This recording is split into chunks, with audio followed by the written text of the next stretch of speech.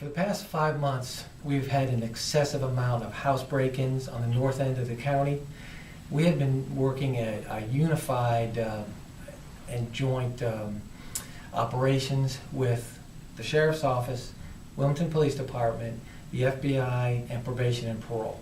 And this morning, we were able to arrest 5 individuals who we believe have been working together in a concerted effort to commit all of these crimes, and we're now in the process of charging them with the house break-ins. If you have some questions, we can answer some of the questions. Certainly. Do you think that there is anyone else who could have been involved who's still out there as a threat?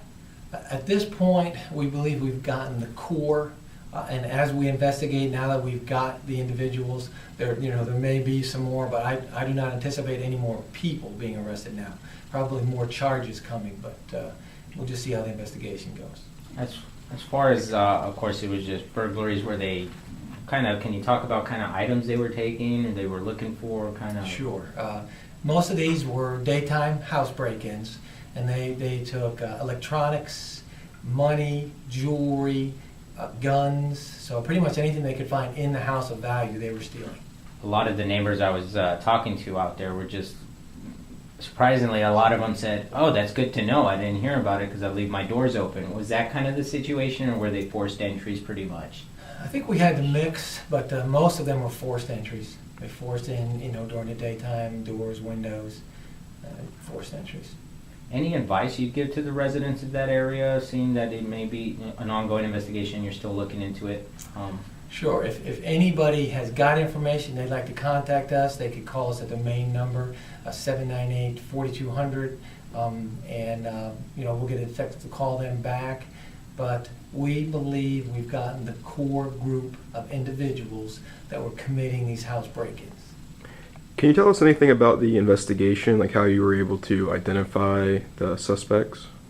A lot of hard work, and you heard the different agencies that I mentioned.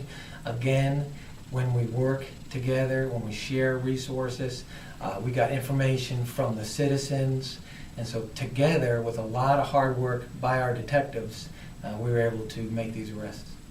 And I know that they were burglaries and they stole items, but from your information, do you think it was ever more of a threat? Like, was there any danger in the situation? I think any time that somebody is breaking into another person's house, that is a definite element of danger.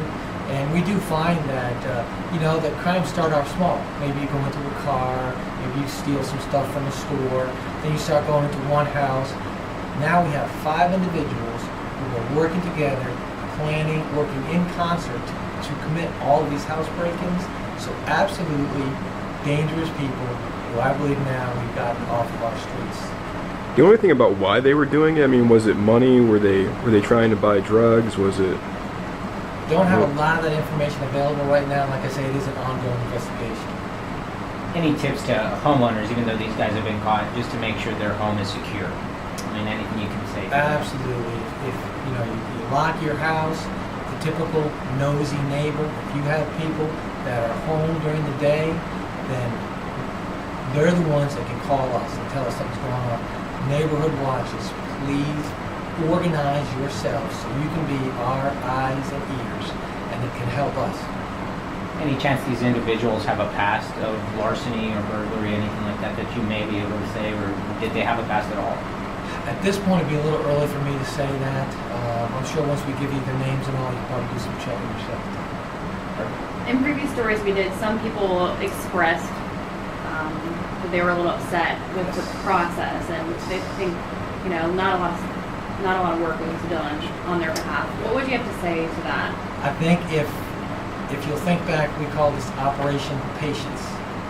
5 months long, a lot of hard hours, a lot of investigation done, a lot of frustration on our part, but patience.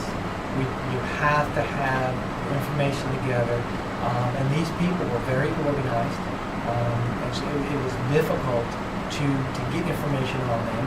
They weren't talking, so just Operation Patience. That should tell you we're going to keep doing it. We're not going to quit until we can make arrests.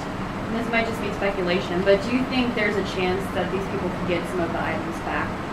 We do have a lot of recovered property, and right now we are working with the victims to try to identify that. So we're hopeful that we can return at least some property.